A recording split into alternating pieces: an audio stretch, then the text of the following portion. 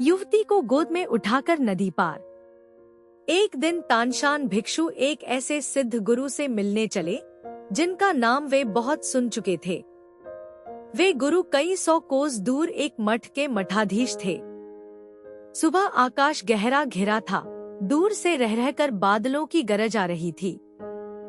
साथ चलने वाला छोटा भिक्षु हिचकिचाकर बोला, अभी जोर की बारिश आने वाली है, बारिश थम जाए तब चलें।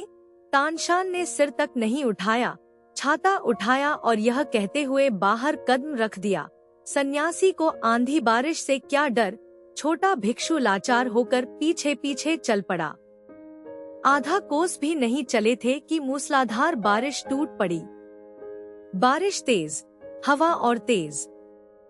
तानशान और छोटा भिक्षु एक ही छाते के नीचे भीगते हुए एक दूसरे को सहारा देते, कीचड़ में कदम जमाते किसी तरह आगे बढ़ते रहे। बहुत देर तक कोई नहीं मिला। आगे राह और दलदली होती गई और छोटा भिक्षु कई बार फिसलते फिसलते बचा। तानशान हर बार समय रहते उसे थाम लेते। चलते चलते छोटा भिक्षु अचानक ठिठक कर खड़ा हो गया, आंखें सामने गड़ी रह गई, मानो किसी ने उसे जड़ कर दिया हो। तानशान ने उसकी नजर का पीछा किया। थोड़ी दूर रास्ते किनारे एक युवती खड़ी थी। ऐसी मूसलाधार बारिश में सुनसान वीराने में एक सुंदर युवती को देखकर छोटे भिक्षु का हैरान रह जाना स्वाभाविक ही था। वह सचमुच रूपवती थी, पर इस समय उसकी भौहें सिकुड़ी थी, चेहरे पर परेशानी थी। उसने साफ सुथरी पोशाक पहन रखी थी और आगे कीचड़ का दलदल था। उसे डर था कि पार करने में कपड़े गंदे हो जाएंगे, सो वह वहीं ठिठकी खड़ी थी।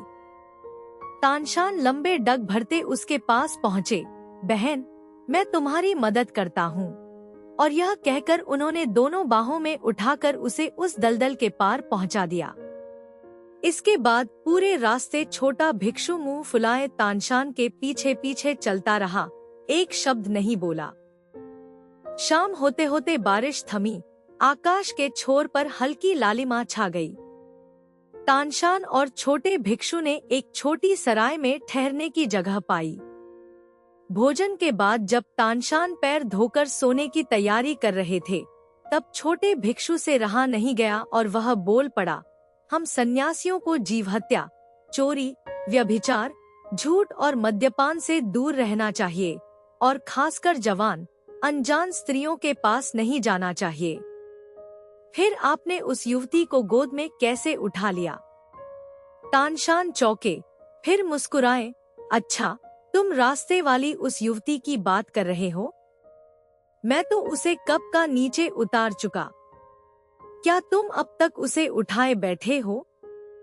लगता है तुमने अब तक उसे नहीं छोड़ा, तभी तुम्हारे मन में इतने कुविचार भरे हैं। छोटा भिक्षु सन्न रह गया। कुछ बातें इसलिए नहीं छूटती कि मन में बहुत से कुविचार भरे होते हैं। कुविचार दूर करने हैं तो मन में एक निर्मलता बनाए रखनी होगी, ताकि उन्हें उगने के लिए जगह ही न मिले, तभी छोड़ देने की सच्ची भूमि तक पहुंचा जा सकता है। पवित्र मन से बजाया घंटा। एक दिन यीशांग ध्यानी गुरु ध्यान आसन से अभी जागे ही थे कि एक मधुर घंटा ध्वनि सुनाई दी। गुरु देर तक तन्मय होकर सुनते रहे। घंटा थमा तो उन्होंने सेवक से पूछा, आज सुबह घंटा किसने बजाया? सेवक बोला, एक नया आया श्रामणेर। गुरु ने उसे बुलवाया और उस कोमलकांतिवान किशोर से पूछा, घंटा तुमने बजाया? बजाते समय तुम्हारे मन में क्या भाव था? श्रामणेर ने पूछा कि गुरुजी यह क्यों पूछ रहे हैं, और सच सच बोला, कोई खास भाव नहीं, बस घंटा बजाने को बजाया। यीशांग गुरु बोले, ऐसा नहीं हो सकता, बजाते समय तुम्हारे मन में जरूर कुछ रहा होगा। आज जो घंटा ध्वनि मैंने सुनी वह बहुत उदात्त, गूंजती, गंभीर और निर्मल थी।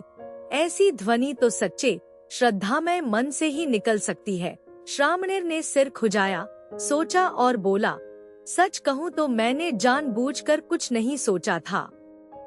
हाँ, अब याद आया, मेरे पुराने गुरु मुझसे कहा करते थे कि घंटा बजाते समय यह भाव रखना कि घंटा ही बुद्ध है और बुद्ध के प्रति उतनी ही श्रद्धा और भक्ति से उसे बजाना।